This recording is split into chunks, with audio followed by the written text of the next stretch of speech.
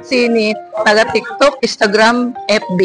Nandito po ako, namasyal ako rito kasi nga titingin po ako ng ng order sa akin. Kaya lang po talagang walang isda ngayon. Ito po yung buy and sell dito. Ito po. Ito yung isda nila. Ito po yung dalagang bukid na bilog. Ito po yung lapad ng dalagang bukid. At ito po yung tinatawag na Batangas na tilapia. Ito pong tilapia na to, small ang tawag dyan. Tapos dito naman po, medium. Ayan po yung medium. Dito po tayo para makita nyo. Ito po. Ayan. Ito naman po yung big.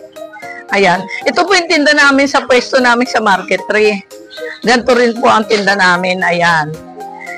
Ayan. Sa aming pwesto, ganito rin po ang tinda. Kaya lang naggabi ako. Kaya ngayon, nagbablog po ako rito. Ayan po. Ayan. Ayan naman yung taga-bantay. Kaway naman.